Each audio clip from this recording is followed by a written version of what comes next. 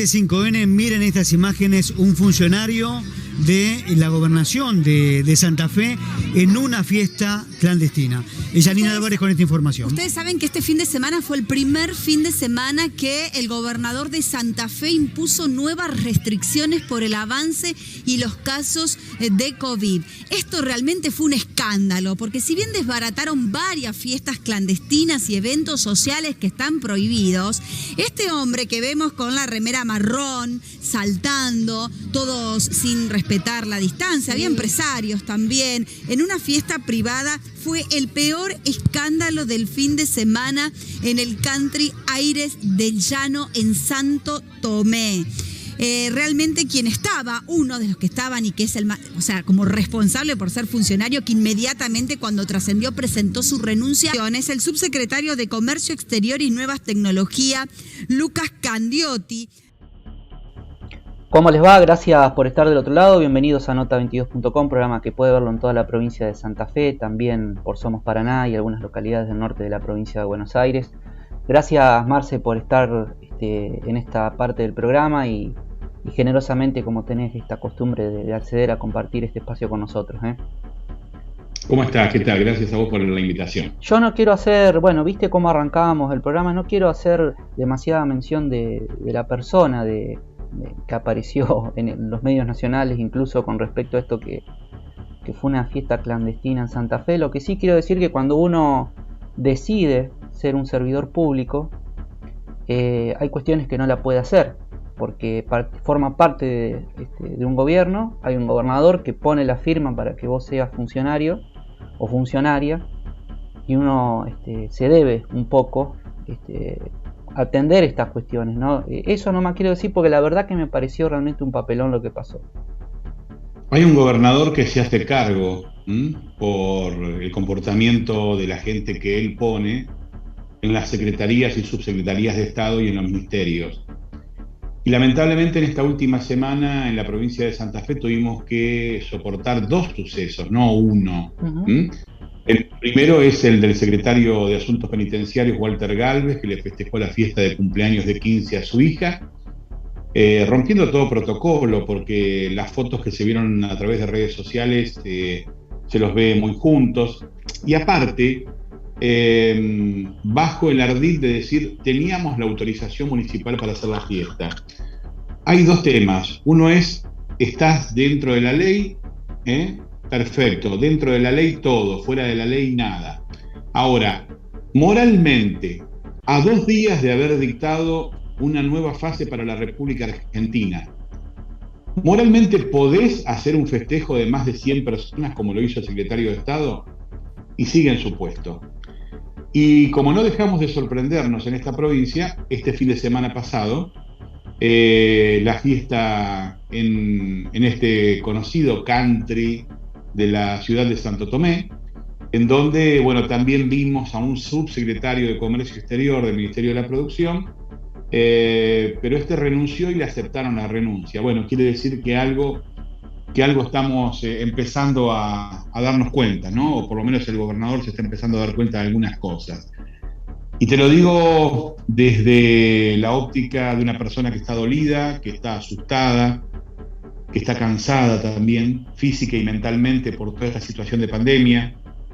Tenemos un ex gobernador y presidente de la Cámara de Diputados en estos momentos debatiendo entre la vida y la muerte por COVID. Habla de Miguel Lichi, ¿no? Hablo de Miguel Lichi, claro. Tengo a mi mejor amigo intubado en estos momentos en la Clínica de la Trinidad en Buenos Aires, también debatiéndose entre la vida y la muerte. Tengo muchas personas conocidas, queridas, que hoy no están más con nosotros a causa de esta pandemia. Entonces, ver la forma en que algunos servidores públicos se comportan realmente me da mucha, pero mucha tristeza. Yo pienso que... Porque evidentemente algo no han entendido. Yo pienso, como vos, adhiero a todas tus palabras. Lo único que yo creo que uno cuando llega a gobernar una provincia, pienso que tiene, aún pensando diferente con el partido gobernante, en cualquier etapa de nuestra democracia, pienso que llegan para tratar de hacer el bien. Y creo que un gobernador o gobernadora, depende se le debe levantar la mañana y se debe agarrar la cabeza cuando ve funcionarios actuando así. Por eso insisto, que no lo están ayudando en nada. No lo ayudan, exactamente. Más en un contexto socioeconómico, pandémico, preocupante, y como vos decís, nos están pegando las balas muy cerca.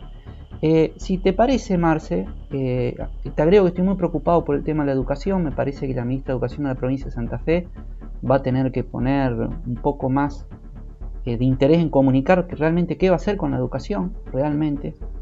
Me parece que en estos días, por lo menos al menos cuando estamos grabando esta nota, que realmente estoy muy interesado, Marce, en contarte, y por eso también te invité a participar en esta parte, dado tus conocimientos en distintos temas. Estoy muy preocupado por la educación, y por eso, y para hablar de otros temas, también estamos en comunicación con Israel, Marce. Estamos hablando con Gabriel Ventasgal. Para nosotros es un honor recibirlo. Bueno, nos contaba que su mamá vivía acá en la ciudad de Santa Fe. Es un periodista especializado realmente en Oriente Medio, muy querido por la comunidad judía acá en Santa Fe, muy querido. Y para nosotros realmente es un honor poder charlar con él. ¿Cómo está pasando toda esta etapa Israel, no, Marce? Hablábamos de esto cuando hablábamos de hacer esta entrevista, ¿no?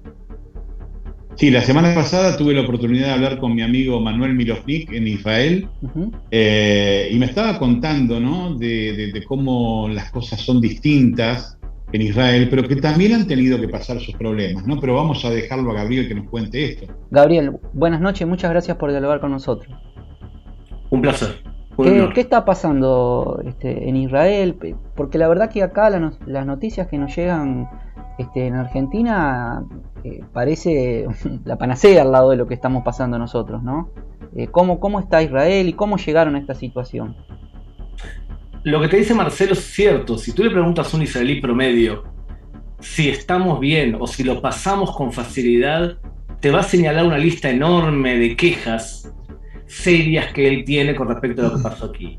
Y podría decirte que, por ejemplo, en el camino Israel firmó un acuerdo de paz con Emiratos Árabes Unidos, y para permitir que enseguida la gente note ese acuerdo de paz, dejaron el aeropuerto abierto.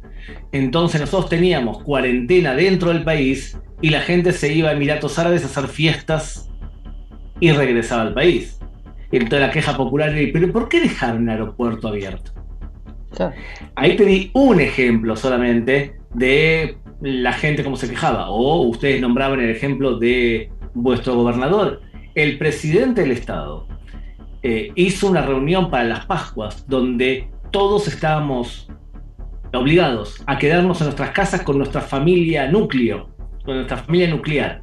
Y él invitó a alguien que no debía y se sacó una foto. Y ahí también levantó una enorme queja. ¿Cómo puede ser que el presidente del país no dé el ejemplo?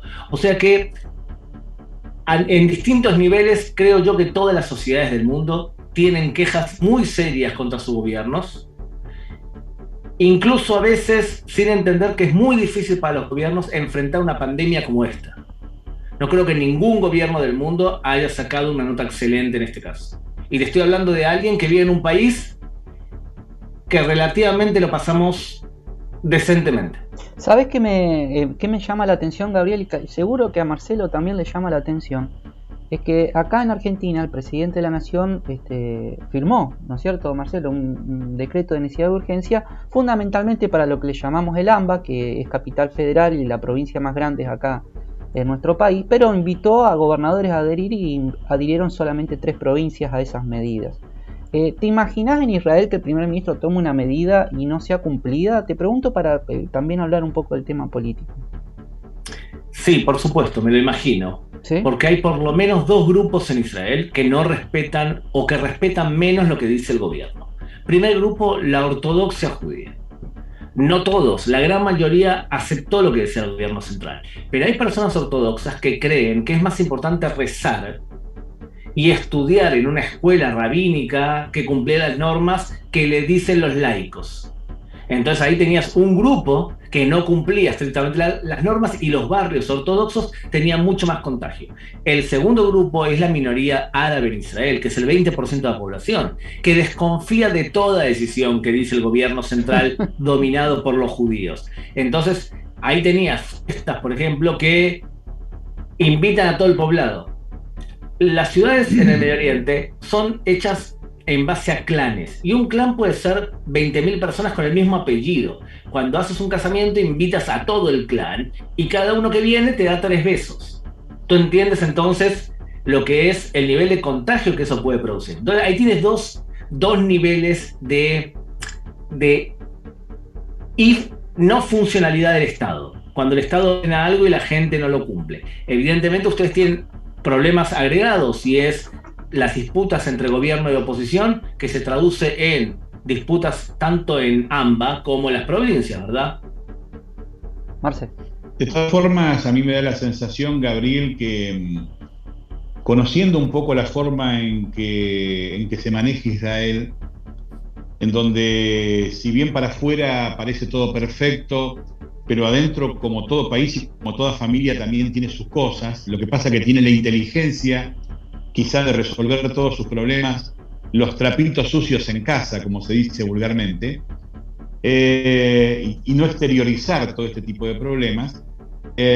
Básicamente creo que el gran éxito de esta salida de la cuarentena y de este poco uso del barbijo en estos momentos en donde todo el mundo está embarbijado, salvo Nueva Zelanda, Israel, Australia y un par de lugares más en el mundo, en el planeta, creo que tiene que ver el secreto con la vacunación. Creo que tiene que ver el secreto con han reaccionado rápido políticamente y han comprado vacunas que les podría haber salido bien o les podría haber salido mal, porque esas vacunas que compraron y que pagaron en su momento y que no estaban todavía en las fases necesarias para ser pagadas, podrían haber salido mal. ¿Cuáles están aplicando en Israel?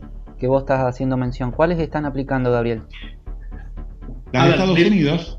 De análisis de Marcelo, yo concuerdo, quizás no concuerdo del todo con que el tema de los trapitos adentro, porque tenés un montón de organizaciones de judíos y de israelíes que deambulan por el mundo diciendo barbaridades sobre Israel. O sea que existe eso, y no menor, yo no conozco ninguna organización de argentinos que estén en el extranjero y que se dediquen toda su vida a hablar mal de Argentina.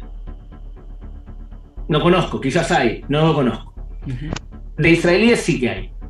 Entonces, pero volviendo al tema central, a ver, hay varias cosas, Marcelo. Lo primero es que el Estado siempre estuvo presente acá. Recordemos que el Estado nació y siempre estuvo en guerra, y por lo tanto el país siempre necesitó un gobierno que maneje la seguridad y que cuando le dé una orden a la población la gente lo escuche. Entonces ahí tienes algo que ya empezamos que es diferente.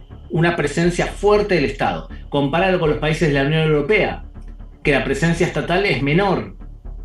Ahí tienes un punto. El segundo punto importante es un resto económico para tomar un montón de medidas, como por ejemplo pedirle a la gente que se quede en cuarentena en su casa y pagarle desempleo el 70% del promedio de sueldo que tuvo el año anterior.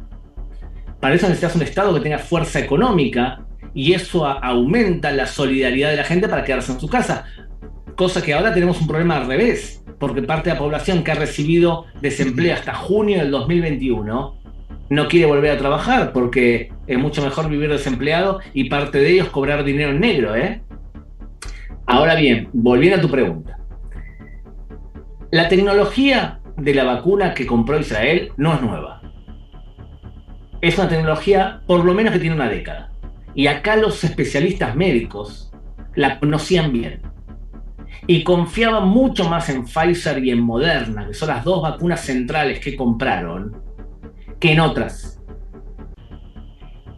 Ustedes saben que hay vacunas que protegen inmunológicamente el cuerpo y otras vacunas que lo que hacen es le enseñan al cuerpo a producir cierta sustancia. Israel compró la de Pfizer esencialmente, pero hizo contratos con varias. Aquí el secreto de Pfizer, que ha demostrado hasta el momento ser la vacuna más eficiente de todas, la que tiene más prestigio en calidad de resultados que ha tenido, lo que hizo Israel con Pfizer fue algo, creo yo, inteligente. Y es decirle a la gente de Pfizer: ustedes han hecho la prueba con 40.000 personas. si nos la dan a nosotros, tenemos un sistema de distribución de vacunas, que en 2 meses y medio vacunamos a buena parte de la población. Y ustedes van a recibir todos los datos estadísticos de todos los problemas que puede llegar a tener la vacuna. Y lo van a recibir ustedes y la Organización Mundial de la Salud. Y ustedes van a poder ir y decirle, por ejemplo, a Alemania, caso concreto, la vacuna funciona. Si ustedes no vacunan tan rápido, el problema de ustedes organizativos, pero ya hay un país en el mundo que ya curó gente con nuestra vacuna, y ese país es Israel. Ellos vacunaron casi 6 millones de personas, entonces la vacuna funciona. Ese argumento de venta es muy fuerte. Y esto va acompañado a tener una figura política que toque el timbre del dueño de Pfizer y el dueño de Pfizer lo atienda. ¿Te referís a Netanyahu? Claro, Netanyahu tiene un... ¿Cuánto tiene que ver Estados Unidos con eso? Te pregunto porque se conoce la relación, ¿no? Sí, por supuesto. Estamos hablando de 2 países que son aliados y que intercambian un montonazo de cosas. Y no es solamente que Estados Unidos ayuda a su aliado regional Israel. Te puedo dar un ejemplo concreto. Las fuerzas estadounidenses que están en Irak ahora acaban de recibir sistemas de anticohetes, cúpula de hierro, que disparan en el aire y derriban en el aire cohetes disparados por los chiitas desde Irak o desde Irán. Estos sistemas de cohetes lo desarrolló Israel y se lo da a su aliado para que también defienda a sus soldados. O sea que hay una relación. Evidentemente, una es una superpotencia y una es una potencia regional. Evidentemente te abre la puerta saber que es un país como Israel, pero también que hay un primer ministro que tiene la fuerza política para poder imponer sus decisiones dentro del país y también la seguridad de que va a pagar. La fuerza del primer ministro en Israel, ¿de dónde le viene dada? Te consulto porque es una cuestión sociológica prácticamente. Acá en Argentina, bueno, vos conocés, tenés la legitimidad de origen que te da el voto, pero después hay una legitimidad de ejercicio que cuesta mucho en Argentina. ¿De qué le viene dada al primer ministro en Israel? Robert Dahl, un politólogo muy importante, decía que hay 4 fuentes de autoridad. La primera fuente de autoridad es la que te da la ley. La segunda, la tradición. En el Medio Oriente, la tradición, ser el jefe de una tribu es muy importante. La tercera fuente de autoridad es tu conocimiento acumulado. Y la cuarta fuente de autoridad es tu carisma. Netanyahu es un primer ministro que hace 12 años seguidos que está de primer ministro y también estuvo 3 años antes y tuvo varios logros, entre ellas que la economía israelí pasaron los israelíes de recibir $30.000 anuales de promedio de ingresos a recibir casi 46 ahora. Y encima le explicó al mundo que Irán era un problema y que estaba desarrollando armas nucleares y les robaron los archivos nucleares dentro de una central nuclear. Todos estos éxitos pequeños va transformando a Netanyahu en una figura que acumuló conocimiento, que sabe lo que él cree que es mejor para el país. ¿Cuál es el salario promedio, dijo Marce? ¿Anual? ¿Cuál dijiste? No, 46.000 anuales. Dólares. Claro, por supuesto. Está en el nivel de Alemania y de Francia. Y además Netanyahu tiene mucho carisma. O sea, lo que sustenta el primer ministro de acá es su conocimiento y su carisma. El hecho de que él sea el primer ministro no nos dice absolutamente nada. Es más, los primeros ministros de aquí tienen apodos. Y la gente llama a Netanyahu Bibi, que es el apodo de él. Y a Ben Gurión lo llamaban el viejo. Y todo el mundo lo llama así, porque la autoridad no pasa por la ley. Si no sabes y no demostrás que valés y no lo sabes explicar, por lo menos en este país es muy difícil gobernar. Claro, Netanyahu puede eternamente perpetrarse en el poder dado que tiene el know-how de lo que es el manejo económico y sociológico, ¿no? Sí, y ten en cuenta que igual ahora creo yo que va a perder, o sea que no va a lograr formar gobierno y que la oposición tiene más posibilidades hoy de formar gobierno. O sea que puede ser que estemos viendo la última época. ¿Saben qué? Yo diría que Netanyahu siempre admiró mucho a Winston Churchill. Y ahora estamos viendo que él, igual que Churchill, venció la Segunda Guerra Mundial, venció esta pandemia y puede ser que termine y sea derrotado y termine sus funciones, ¿eh? Increíble, ¿no? Increíble porque es un logro que lo ha logrado él y muy pocos otros jefes de estados del mundo. Sí, creo que igual hay condiciones que tenemos que tener en cuenta. Miren, creo que es más fácil algunas cosas y es incomparable un país con el otro. Porque recuerden que este país, ¿qué vende? Vende alta tecnología. Muchos productos que ustedes tienen. Eso te iba a decir. ¿Cuál es la fuente de mayor? ¿Qué es lo que hace crecer el PBI de Israel? Nosotros le llamamos Producto Bruto Interno. Esencialmente alta tecnología. Es verdad, hay muchos ingresos de dinero por corte de diamantes. Desde la Edad Media los judíos cortan diamantes y lo venden por el mundo. Cortar diamantes, ¿saben por qué? Entre paréntesis, porque en la Europa de la Edad Media, una persona judía podía ser perseguida por el antisemita del turno y se ponía un diamante en el estómago y se iba a otro lugar empezando una nueva vida. Por eso muchos judíos cortan diamantes o estudian carreras profesionales que pueden ejecutar en países diversos. Por ejemplo, médico. Un médico no hace falta vivir en un solo país, puede ser médico en cualquier lugar. Ahora, cuando hablo de alta tecnología, te digo un número, por ejemplo. Una empresa aquí llamada Mobileye fue la que inventó el producto que hace que no te choques con otro auto. Tiene una cámara de alta calidad que te va escaneando todo lo que pasa delante tuyo, alrededor, y te avisa para que frenes antes. La compró Intel para poder desarrollar su auto sin piloto. ¿Estamos bien? Intel le pagó a Mobileye $15.500 millones por comprar la empresa. Y solamente en impuestos, el Estado recibió el presupuesto de educación de un año. Ahora, lo digo esto puntual, porque cuando tú inviertes tanto en tecnología y eres el país número 1 en investigación y desarrollo, casi 4% del PBI solamente en investigación y desarrollo, cuando tú tienes esto y viene una pandemia, ¿es posible que la gente siga desarrollando sus productos en sus casas sin necesidad de ir a un lugar físico? La respuesta es sí. Entonces, fíjense cómo no es lo mismo desarrollar tecnología desde tu casa que tener que ir a trabajar, por ejemplo, un negocio frente a público. ¿Quién está más expuesto del dolor económico de la pandemia?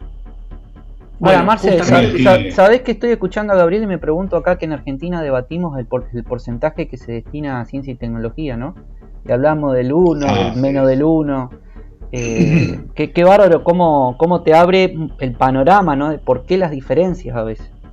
No, y aparte, sin querer queriendo, como decía Chapulín Colorado, Chespirito, sin querer queriendo, Israel se fue preparando como para ser un poco el país del futuro, digo, porque básicamente vos fijate que el tema de la pandemia los agarra y los encuentra quizás al menos al 4,5 del PBI, los encuentra cómodos trabajando en su casa sin bajar su producción, cuando esto creo que no ocurrió en ningún otro lugar del mundo. Ahora, Gabriel, ¿cómo manejaron el tema educación en pandemia? ¿Cómo fue manejado el tema de la presencialidad de los niños en pandemia? Mira, estoy al tanto, como ustedes ya saben, del problema de la discusión interna de este asunto, y es un tema esencialmente complejo, porque nosotros tuvimos 3 olas serias de contagio. Llegamos a números mayores al de ustedes, proporcionalmente. Argentina tiene 5 veces más la población que nosotros. Nosotros tenemos 9 millones, ustedes 45. Nosotros tuvimos en la época peor de contagio 9.000 a 10.000 contagiados por día. Significa 50.000 a 45.000 de ustedes. Es muchísimo. Y 2 veces intentaron abrir los colegios para permitir probar a ver si podían asistir a clase presencial los alumnos. Y las 2 veces hubo aumento de contagio. Pero es una pandemia nueva esta. Hay un montón de cosas que no se saben. Los gobernantes están decidiendo por intuición, porque una de las cosas que no se sabe, ¿acaso se sabe si el niño puede portar el virus, pero que no lo afecte a él, pero volver a su casa y contagiar a su abuelo, y que su abuelo sí sufra y se interne? A su padre. Claro, este proceso no se sabe. Otra cosa no se sabe. ¿Qué sucede si abrimos los colegios? ¿Acaso tiene relación una cosa con la otra, o también tiene relación el hecho que abrimos algunos negocios? Quizás se contagiaron más en los negocios. ¿Es que acaso alguien tiene GPS puesto en el cerebro que le indica algún programa tecnológico cuándo y dónde te contagiaste? No. Gabriel, tenés tanta razón en lo que decís, que quiero sumar algo que se da la discusión en Argentina, donde te dicen que intramuro la escuela no contagia, y en Argentina, calculo que en Israel no sé cuál será el porcentaje, el sistema educativo funcionando pone en movimiento un 30% más de circulación en la calle de personas, ¿no? Entonces uno se pregunta por qué esa certeza de que dentro de la escuela no hay contagios, cuando no hay ninguna investigación o por lo menos reconocida a nivel mundial, sino que es como vos decís, fuiste generoso, hablaste de intuición. Yo creo que son especulaciones políticas, a veces internas incluso, porque acá en Argentina hay sectores que están utilizándolo fuertemente políticamente al tema de la presencialidad. Claro, pero seamos, para poder compararlo, fíjense, intuitivamente yo digo que el gobierno decidió abrir los colegios y cerrarlos inmediatamente, y la gran mayoría, para responder a lo que dijo Marcelo, la gran mayoría del tiempo los alumnos estuvieron en sus casas. ¿Esto fue todo el 2020? Todo el 2020. Es más, Marcelo y Max, lo último que se abrió fueron los colegios. Estás escuchando, Marce, ¿no? Porque acá en Argentina muchos medios han informado mal. Ponían el caso de Israel, que dieron clase permanentemente, y nada que ver. Estamos hablando con un periodista de la zona que dice acá en Israel se suspendieron las clases. Es tremendo lo que estamos hablando. Una cosa importante. Sí. Una cosa importante. Dijimos que la presencialidad, porque había todo tipo de protocolos aquí en Israel para mantener a los chicos aislados. Mis hijos me cuentan que tienen 16 y 14 años. Que era imposible para los docentes cumplir esos protocolos. Le decían, lleven todo el tiempo máscara sobre la nariz. Y muchos chicos salían al patio a jugar y la máscara la tenían acá. Entonces me decía mi hija, ¿qué esperan de los docentes que tienen 35 chicos en un aula? ¿Que se transformen en policías? Entonces, el gobierno decide cerrarlo y decide abrir último los colegios porque dice que los niños no están vacunados. El Ministerio de Educación se queja y protesta y dice hay que abrir los colegios. Los padres y muchos medios de comunicación también. Viene el ministro de Salud y dice de ninguna manera, no abrimos. Se pelean entre los dos. ¿Cuál es la diferencia? Los dos son del mismo partido. Entonces es diferente, ¿eh? Y además pasemos a otro nivel. Si tú pagas aquí más o menos unos $80, tienes cables de televisión, tienes internet a 100, 150 gigas en tu casa y tienes 4 teléfonos móviles para tus hijos con 500 gigas de datos. Les digo esto... ¿Con qué costo, Gabriel? Como para tener una idea en dólares. $80. $80. Tenés teléfono en tu casa, internet en tu computadora, 4 teléfonos móviles y los cables. Todo por $80. ¿Está bien? Ahora bien, si yo te digo que mi hijo tiene 500 gigas en el teléfono móvil, internet funciona bien, ¿puede mi hijo participar en todas las clases del colegio vía Zoom con su teléfono móvil? Sí, claro. Y por supuesto que sí. Entonces es muy fácil para un país que tiene 21.000 kilómetros cuadrados como este mantener clases en Zoom cuando los chicos pueden acceder a Zoom y cuando además les dije los padres los pueden cuidar porque parte de ellos se quedaron en su casa porque recibían desempleo. Por eso creo que la comparación entre ambos países es muy injusta para ambos, porque aquí se pueden ejecutar ciertos niveles y cuando alguien te dice todo el tiempo hubo clase, por supuesto que todo el tiempo hubo clases, pero no hubo clases presenciales. ¿Sabes que me quedé pensando que $80 al dólar oficial son 8.000 pesos? Y 12.000 y algo el dólar blue, de acuerdo a cómo estemos, porque viste que sube y baja. No, al oficial, suponemos. Son 8.000 pesos. Son 8.000 pesos. Que para nuestra economía es más o menos lo mismo que sale acá. Con la diferencia que ya te dije cuáles son los ingresos anuales. Entonces, evidentemente, es más cómodo para este país tomar ciertas medidas cuando tenés estas condiciones. No, pero aparte nosotros aquí en la República Argentina tenemos una gran extensión de tierra, ya lo conocés a eso, y tenemos también muchos bolsones de pobreza en donde la conectividad no llega, es imposible. Acá funcionó el 30 al 25% del sistema educativo con suerte, y en la provincia de Santa Fe pasó lo mismo. Y yo supongo, si mal no recuerdo, en Argentina, porque mi mamá era maestra. Mi mamá era maestra estatal es verdad, en Buenos Aires, pero estaba en un colegio muy pobre. Y la municipalidad traía sándwiches para los chicos. Claro. Bueno, ese es uno de los temas de la presencialidad, Gabriel, por el cual se está discutiendo. Porque aquí los niños de familias medias y acomodadas pueden llevar la vida que vos me estás comentando que en Israel tienen móviles, tienen datos en sus móviles, comen todos los días y tienen lugares en donde pueden, cursar la no presencialidad. Ahora el tema es que hay muchos, pero muchos niños, más de lo que vos te imaginás. No te olvides que los últimos datos dan a la Argentina con un 42% de pobreza. Hay mucha gente que que mandaba a los chicos al colegio no solamente a educarse, sino a comer. O sea que esto que estás hablando de hace muchos años de tu madre, hoy multiplicalo por 10. Exactamente, por eso a mí me duele un poco cuando... Pero Gabriel, ¿no existe esto en Israel? Disculpame la pregunta, ¿no hay sectores que necesitan? ¿Cómo funciona eso? A ver, sí hay, pero entiendan lo siguiente, una cosa importante. Este es un pueblo que tiene 3.850 años de historia si empezamos a contar la época de Abraham, ¿está bien? Y muchos años de persecución. Esta comunidad desarrolló un sentido por las amenazas externas de hace 2000 años, por lo menos. Digamos que el antisemitismo tiene 23 siglos de historia.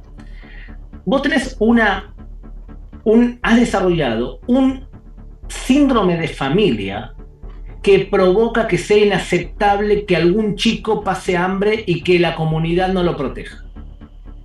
Tomen el caso, por ejemplo, ¿vieron cuando ustedes dicen, bueno, los judíos se ayudan entre ellos? Es verdad, los judíos se ayudan entre ellos, porque es inaceptable que un niño judío no vaya a un colegio, y muchas veces los líderes judíos también dicen, es inaceptable que cualquier persona no vaya al colegio. O sea, el activismo dentro del país, dentro de Israel, es enorme. Entonces, ¿qué sucede? Por ejemplo, a mí me tocan la puerta por lo menos una vez por semana una ONG que me pide dinero para algo. Y hay que dar.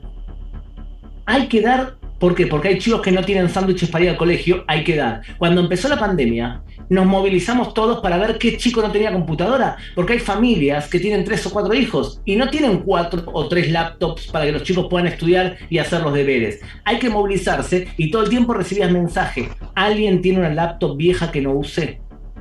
Para pasárselo a un niño que pueda usarlo. O sea que el nivel de solidaridad que tenés en este país por las condiciones especiales de nuestra historia son algo que quizás ayuda a pasar la pandemia y que en épocas de crisis se siente con más fuerza. Dicho en un poco en términos más argentinos, más locales, ustedes están en una situación de guerra conocida de mucho tiempo que le permitió tener anticuerpos para aceptar la situación de mucha mejor manera, digamos, que digamos, diferente totalmente. ¿Sabés lo que se dice acá en hebreo? Se dice, si superamos al faraón de Egipto, que nos quiso matar en Pascua, también vamos a superar esto. Se dice en hebreo todo. ¿Tenés un problema? Si superamos al faraón, esto también lo superamos.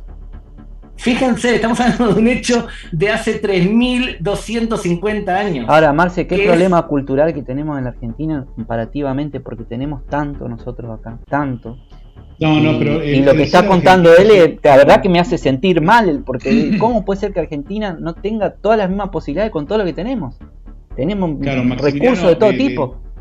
Creo que hemos demostrado en muchas oportunidades que también el argentino es muy solidario y que también tiene posibilidad de ayudar y tiene más o menos ese pensamiento que nos acaba de comentar Gabriel. El problema es la desconfianza del pueblo argentino, que hemos estado tan expuestos a la corrupción en estos últimos años que quizá en algún otro momento yo regalaba una laptop o lo que sea en ese momento histórico de la República Argentina y quizá no llegaba a quien tenía que llegar. Entonces, no sé, desde la época de las Islas Malvinas, en donde donábamos nuestros relojes, nuestras joyas, le mandábamos chocolatitos a los soldados y nunca les llegaban, hasta el día de la fecha, las campañas solidarias, como para tratar de nivelar para arriba en la República Argentina, lamentablemente muchas de ellas han sido cruzadas por la corrupción y eso nos hace también un poco de desconfiados, ¿no? Algo te quiero preguntar, Gabriel, porque te insisto, yo veo que las condiciones nuestras son enormes al lado de las que ustedes han gestado, tal vez hasta en dificultades hasta climáticas, porque realmente nosotros tenemos acá todas las posibilidades. Y veo que ustedes han progresado mucho más que nosotros. Y una de las cuestiones que vemos acá de Argentina es que prendemos la televisión y vuelan misiles. Dice, el misil de acá, la Franja de Gaza, los palestinos, contanos un poquito de eso para que podamos entender realmente la profundidad del éxito que ha tenido sortear o surfear la pandemia en el medio de todo este contexto, digamos, porque realmente es tan distinto como vivimos. Realmente, no sé si a vos te da esa sensación, Marce, pero es tremenda la diferencia y a su vez salen adelante. Ellos viven con la guerra, como vos acabas de decir, con misiles y todo eso, y están saben convivir con eso, aprendieron a convivir con ello, pero nosotros últimamente, Maxi, también estamos viviendo muy mal, estamos viviendo con la inseguridad, no sabemos si vamos a llegar a casa, y yo creo que tenemos dos opciones: o nos acostumbramos a vivir con ello y tomamos todas las medidas necesarias para hacerlo, o intentamos cambiar la situación, ¿no? Sí, pero es distinto. Una cosa que tengamos la inseguridad entre nosotros, los propios argentinos, otra cosa las diferencias que noto que pueden existir en Oriente Medio. No sé cómo lo ves vos, Gabriela, eso. ¿Me permite hacer una especie de delirio filosófico? ¿Sí? Porque podemos quedarnos A ver, yo creo que ustedes tienen una gran bendición y una maldición. Y la bendición de ustedes es que tienen todo. Cuando deambulo, por ejemplo, por Argentina, voy por lo menos una vez por año. La riqueza física que yo veo ahí no la he visto quizás en ningún lugar del mundo. Campos y campos y campos, verde, lluvia, terrenos fértiles, agua. Y eso es una maldición, porque el que tiene todo muchas veces se sienta en la parra, porque total todo tiene. Una de las grandes ventajas acá, y te voy a decir tres. Una de las grandes ventajas acá es que no tenemos ningún tipo de riqueza física.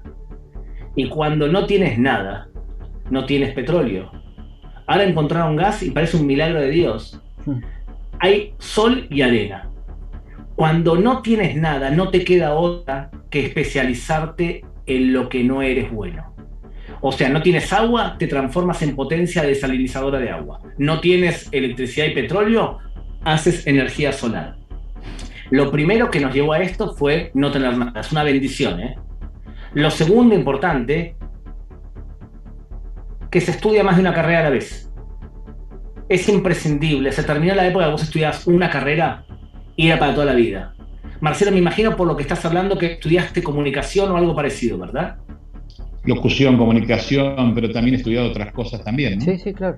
Imagínate, Marcelo, que vos como locutor profesional, además te especializás, eres traductor profesional de 4 idiomas más. ¿Estás de acuerdo conmigo que vas a ser un mejor locutor porque incluso vas a poder decir las palabras en la C?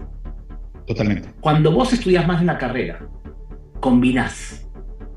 Y cuando combinás, eres mejor. El médico que es además médico y psicólogo es mejor médico. El periodista que es además economista es mejor periodista. Yo creo que debería ser obligatorio estudiar más de una carrera. Ahora, Gabriel, ¿qué porcentaje llega de la población a nivel, como decimos acá, superior, a tener estas posibilidades de incursionar en distintas profesiones? Te pregunto porque en Argentina generalmente es muy bajo. Maxi es el segundo país con más títulos universitarios por persona, después de Canadá. Pero a vos te fomentan que estudies más de una carrera, te anotás en la licenciatura y tenés que anotarte en 2 carreras. Después te puedes pasar a una. Quizás sería bueno pensarlo, que la universidad te obliguen a estudiar 2 carreras. Que bajes el nivel de, perdón que lo diga, pero a veces que bajes el nivel. ¿A qué edad ingresan a la universidad, Gabriel? 21 años porque haces el ejército 3 años, y las mujeres a los 20 porque hacen por lo menos 20 o 21 pasan en el ejército. Lo que les digo es que... ¿Es obligatorio el ejército ahí? Por supuesto, sí, totalmente. Totalmente. Sí. Entonces, un segundo termine la idea. Lo segundo para mí es estudiar más de una carrera y obligar a estudiar más de una carrera. Y lo tercero que creo que es importante es tener una sana cultura del fracaso. Cuando vos fracasás y le contás a los demás que algo no te fue bien, pero ya estás lanzado en otro proyecto, y no tenés vergüenza de eso, la gente aprende a arriesgarse. Ese es el camino. Cuando fracasás y no se lo contás a nadie, por eso yo a veces le digo a periodistas amigos míos, cuando vas a entrevistar a alguien famoso y que es rico, deberías preguntarle antes, dime antes todas las veces que fracasaste. Porque bueno, yo tengo un dicho muy famoso aquí en la zona, que siempre el jugador te cuenta cuando metió la bola en el casino y no todas las que perdió. Claro, que es más importante todas las veces que perdiste, si es que aprendiste por qué no lo pegaste bien. Entonces, tener una buena cultura del fracaso y explicarle a la gente, me fue mal en esto, no funcionó, pero no bajo los brazos y me tiro a otro, y que la gente te felicite por eso, esa cultura debe ser fomentada, creo yo. Entonces, no tener nada, estudiar más una carrera y tener una buena cultura del fracaso, yo creo que eso es lo que nos llevó a que después se traduzca en cosas que vemos hoy en la actualidad. Gabriel, déjanos exprimirte en el buen sentido de la palabra, ya que tenemos poco tiempo y la verdad es que hay muchos temas, ¿no?, por charlar. Me cuentan amigos que viven en Israel y con el cual tengo a veces charlas telefónicas, que la salud es de excelencia. Estamos hablando que la educación también, estamos hablando de un país ordenado. Básicamente es un país socialista. En medicina sí. En medicina es socialdemócrata. Porque estamos hablando de un Israel capitalista, estamos hablando de un Israel, pero en definitiva, si uno se pone a separar, y la medicina es socialista, la educación es socialista, porque sos pobre y tenés la posibilidad de estudiar. Andá a estudiar en España lo que te sale. Andá a estudiar en Brasil. Imposible. En Brasil los lugares para poder estudiar en una universidad estatal son 150 lugares por estado en un país de 230 millones de personas. Marcelo, yo creo que es muy fácil para un país tener tendencias socialistas si producís efectivamente y bien. Cuando tenés para producir y producís, tenés para repartir también. No me quedó claro con algo con el tema de la salud. ¿La salud ahí es toda pública? Ahora miren cómo es. Vuelvo a decir, cuando vos vendés lo que vendés al extranjero y traes capitales y producís una ventaja relativa de productos que el mundo necesita, entran capitales y tenés dinero para poder, por ejemplo, impuestos de ventas al extranjero. Y la gente paga los impuestos acá. Ahora, eso te permite que todo escolar vaya al colegio y el que no tenga dinero se va a arreglar de alguna manera porque él va a estudiar. De la misma forma que si vas a ir a la universidad, en una universidad muy prestigiosa, como por ejemplo la Universidad Hebrea de Jerusalén, en los estudios por año te salen $5.000. Compararlo con Estados Unidos no es tan caro, ¿eh? Ahora, vamos a la medicina. Mirá cómo es la medicina. Imagínate que, Max, si tú en el trabajo, supongamos, te pagan $1.000 por mes. Tú no recibes los $1.000, te bajan impuestos a las ganancias y te sacan impuesto seguro nacional. Te sacan del 3,5 al 5%. El que más gana, más le retienen. Todo ese dinero va a una caja común que solamente se puede utilizar para desempleos o para salud. Ahora, vos podés elegir entre 4 aseguradoras médicas. Estas aseguradoras podés cambiar si querés para competir. Las aseguradoras médicas reciben el dinero del Estado que vos diste. Pero si la aseguradora médica recibe a personas con peligro, el Estado le da un bono. Si abren una sucursal de la aseguradora en la periferia, el Estado le da otro bono. Si tomás una persona que es un enfermo terminal, el Estado te da otro bono. Es así que las empresas aseguradoras quieren proteger a la más cantidad de gente posible. Le pidieron al gobierno lo siguiente: déjennos tener un seguro suplementario para dentistas, fisioterapia y demás, y el 80% lo paga eso, el seguro suplementario de tu seguro. Les explico esto por lo siguiente. No, Gabriel, es increíble porque realmente socializa y democratiza la salud. Aquí en la Argentina y en muchos lugares del mundo, el que más tiene puede comprar su mejor prepaga que el que menos tiene. Allí el más rico y el más pobre tienen la misma prepaga. No, pero ¿sabés qué es lo que me impresiona que está contando Gabriel? Que te sacan una parte para un fondo común y que se utiliza para eso. Acá en Argentina, por citar el ANSES, no termina para los jubilados, termina con una serie de explicaciones en otra cosa. El Estado tiene prohibido utilizar el dinero que no sea para medicina. Está prohibido, no pueden robarse el dinero de un lugar a otro, ¿está bien? Entonces, el dinero para medicina. Cuando tenés una enfermedad, vas a la casa de tu seguro médico de tu barrio. Y él tiene todo digitalizado y computarizado, todas las enfermedades que tuviste. Cuando empezó la pandemia, si tenés un problema más grave, te envían al hospital, ¿estamos de acuerdo? Algunos son de tu aseguradora, otros no. Ahora bien, cuando empezó la pandemia, ellos sabían todo de todos. Entonces mandaban por mensaje de texto a los teléfonos móviles y te decían: tienes turno mañana para vacunarte a las 10 de la mañana. ¿Y cómo sabían quién tenía prioridad? Porque tienen todas las carpetas médicas de todo digitalizado. Es por eso que Netanyahu le dijo al dueño de Pfizer: nosotros podemos vacunar en 2 meses, porque realmente lo pueden ejecutar. Y encima corrían por internet, por grupos de WhatsApp: sobraron 100 vacunas en esta sucursal. Todo aquel que quiera vacunarse, que vaya, porque no se van a tirar las vacunas. Y la gente iba y hacía la cola y se vacunaba, porque no había que derrochar todas las vacunas, porque realmente eran necesarias cada uno. Fíjate, ¿cuál es la función del Estado acá? Él rige y controla, pero deja a los particulares jugar su juego liberal hasta cierto punto. Ningún ciudadano no puede no tener seguro médico. Debes. ¿Por qué? Porque te lo dice el Estado. Pero las aseguradoras que compitan entre ellas a ver qué le da mejor servicio al cliente y te podés pasar de uno a otro. Esa es la función del Estado, regular. Gabriel, y te hago una consulta vinculada a Argentina. Acá en Argentina hay una versión de que hay una vacuna de Israel que podría ser fabricada en Argentina o algo por el estilo. ¿Sabes algo de eso? Sí, hay una vacuna llamada BriLife, que fue desarrollada por la Central de alguna manera, de lucha anti guerra bacteriológica y demás, ¿ok? Tiene mucho prestigio acá. La desarrollaron, pero es una vacuna estilo de las viejas, no como Pfizer, sino como digamos, la rusa, AstraZeneca y demás, de ese tipo de vacunación. Y estaban en un nivel ya entre la fase 2 o la fase 3.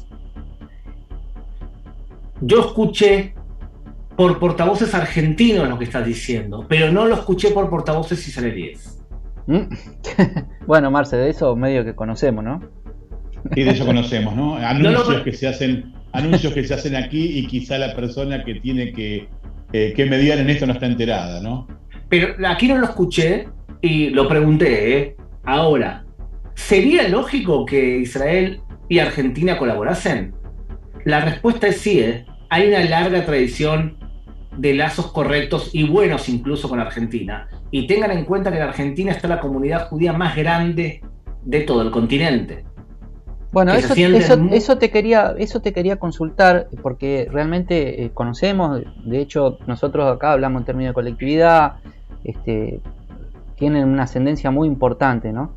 Entonces la pregunta que te quería hacer, ¿qué incidencia tiene la religión? Nacieron todas las religiones, estás en Tierra Santa, pero entiendo que muchas de estas cosas se pueden hacer también por ese rol de la religión que hay, que me parece que en los argentinos no la hemos perdido, a lo mejor en alguna época, Marce, no sé, antiguamente, pero hoy la religión no es un eje fundamental. De hecho, le hemos dejado se ha tomado distanciamiento de la Iglesia Católica, inclusive en aquella sostenimiento, ¿no, Marce, en el último tiempo?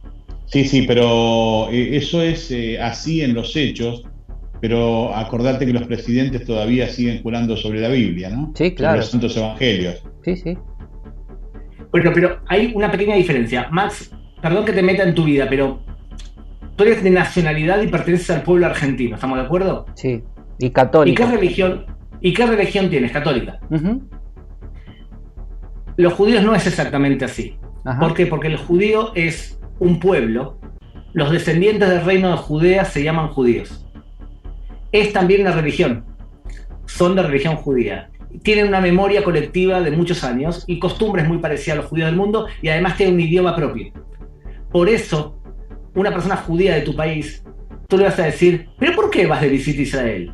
Y porque yo pertenezco a dos pueblos. Pertenezco al pueblo argentino y soy muy orgulloso de ser argentino. Y también tengo ascendencia del pueblo de Israel, que es donde estaban mis antepasados. Lo mismo le pasa a un español argentino. Él se siente que tiene dos patrias. un griego argentino. Él se siente que tiene dos patrias. Un chino argentino tiene dos patrias. El judío también pasa eso. Lo que pasa es que mucha gente a veces se olvida, el judaísmo también es un pueblo. Es muy parecido al pueblo armenio. Los armenios tienen religión y pueblo, está muy fusionado. Y no son dos entidades separadas,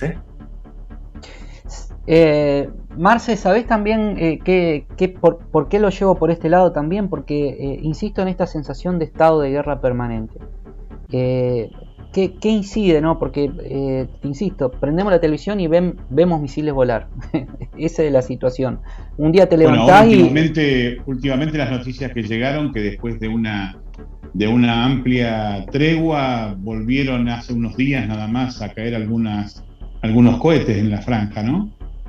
Exactamente. Tiene que ver con un problema interno, aunque no parezca, de la autoridad palestina. La autoridad palestina está por llamar elecciones en mayo, supuestamente, pero Mahmoud Abbas, el presidente, tiene miedo que no gane las elecciones. No llama elecciones del 2005. Tiene miedo que gane Hamas, que es el que le organizó un golpe de estado a la Franja de Gaza. Entonces está por suspender las elecciones. Los cohetes que ustedes están viendo son un mensaje entre ellos, entre los palestinos de Hamas, de la Franja de Gaza, y los palestinos de Cisjordania. Tiene que ver... ¿Qué es lo que le conviene a la paz mundial que gane? Mahmoud Abbas. Acuérdate que el Hamas es un grupo islamista, es como ISIS. Está como reconocido como terrorista, ¿no? Como terrorista, ¿no? Lo que pasa es que Mahmoud Abbas viene con muchos años de corrupción y es una persona que tiene 84, 85 años. O sea que él tiene miedo de no triunfar. Entonces está por anunciar que suspende las elecciones. La excusa es que los israelíes no me dejan hacer las elecciones en el este de Jerusalén, cuando ya en el pasado se hizo, porque se hizo por correo. Esa es la excusa. Todos están de acuerdo que si la suspende, en Occidente, la Unión Europea, Estados Unidos, también Israel, si la suspende, es mejor que si las hace. Si las hace, puede ganar Hamas. Con lo cual significaría un problema, digamos, en los términos de que te preguntó Marcelo. Sin duda, un problema real entre ahora todo un terreno dominado por Hamas, y no solamente la Franja de Gaza, sino que también Cisjordania. Sería varios pasos para atrás para algún tipo de entendimiento. Pero volviendo a lo que dice Marcelo, lo que decías tú, Max, es verdad. Este país vive en guerra, entonces la función del gobierno es muy fuerte, el mensaje y la autoridad que tiene el gobierno es fuerte. La gente escucha las noticias y entiende que es una cosa grave.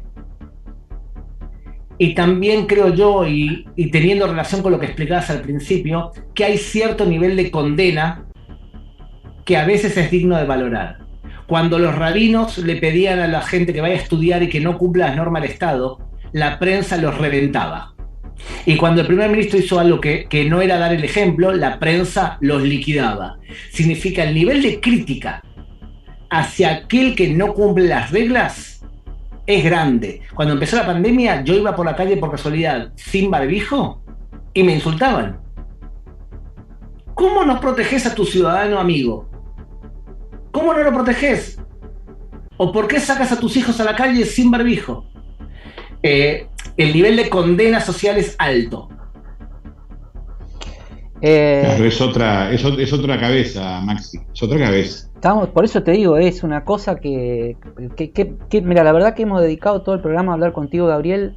Va a salir completa esta entrevista. Estamos muy agradecidos, hemos aprendido muchísimo de lo que nos estás contando. A veces me pregunto por qué nos distancian tantas cosas. Nuestra religión, Marce, vos también sos católico. Yo soy de Colón. Creemos en un judío, que es Jesús. Uh-huh. O sea que Abraham es el padre de todos los pueblos, digamos. Tenemos tantas cosas en común, pero sin embargo somos tan distintos, porque la verdad que muchas cosas que cuenta Gabriel acá en Argentina lo trataríamos de derecha, de que el Estado mínimo, creo, Maxi, de macrista, de Cambiemos, es una cosa, ¿entendés? Es una cosa... Gabriel tiene razón en la percepción de que nosotros tenemos todo y eso nos ha puesto en una posición de comodidad que nos embulle dentro de una soberbia que no nos deja aprender. Bueno, lo dijo el Papa Francisco, avanzar. Nos subimos a la soberbia y Claro. nos tiramos de ahí. Gabriel, te agradezco muchísimo este tiempo, este contacto de Israel. ¿En qué lugar estás? ¿En qué lugar residís vos? Yo vivo entre Modi'in y Jerusalén. Como trabajo de periodista me queda cerca ambos lugares, así que vivo en una ciudad que fue donde... ¿Se acuerdan cuando los judíos se levantaron contra los griegos en el año menos 164? Fue acá, en mi ciudad. Mirá vos. En los Macabeos. ¿Se acuerdan que hay equipo de básquet Maccabi? Sí, claro, sí. Bueno, es La por los Biblia. Macabeos. Los Macabeos eran de mi ciudad. Entonces, fíjate, incluso en una ciudad, estamos hablando de una ciudad... Bueno, Maccabi acá en Santa Fe, el símbolo judío por excelencia, ¿o no, Marce? Sí. Ahí tenés Sionista de Paraná, que es buen equipo de básquet, ¿no? También. Sí, también. Maccabi de Santa Fe también. Son buenos equipos y buenas instituciones Sí, que totalmente. contienen mucho. Miren, si me dejan decirles un mensaje, yo creo que el pueblo de Israel no es un pueblo especial, es un pueblo que sí con mucha historia, pero no es un pueblo especial. Yo creo que si nosotros pudimos pasar la pandemia, todos los pueblos lo pueden pasar. Nada especial. Y creo que es importante para mi pueblo y también nosotros que hablamos el idioma de nuestros países de orígenes. Hoy llegó unas máquinas del Hospital Shiva de Tel Aviv a Uruguay. Yo creo que una vez que nos hagamos de esto, es nuestra misión intentar que todos los países, ayudar en lo que se pueda para que los países Sí, claro, salgan la de esto lo pandemia mejor si no va a posible. seguir existiendo, porque todos tienen Por supuesto estar que atentos. sí. Gracias, Por supuesto. Gabriel. La verdad que se nos fue la hora de programa. Te agradezco muchísimo este tiempo. Y gracias, Marce, también, porque la verdad que No, para mí fue un algo- placer. fue conocerlo muy, a Gabriel y... muy ya interesante. lo había visto con Viviana Canosa los otros días, a Gabriel. Sí. Yo lo vi con Rolando Graña. Sí, en América es columnista. Y la verdad que hablar con Viviana Canosa es mucho más bello que hablar que con nosotros dos. Sí, la verdad Bueno, que- gracias doblemente, ¿no? Gracias doblemente. No se ofendan, ¿no? Pero tenés razón, Marcelo. Gracias, Gabriel. Gracias, Gabriel. Gracias. Un abrazo, cuídense, mucha salud para sus familias y para todas las personas que están viendo el programa.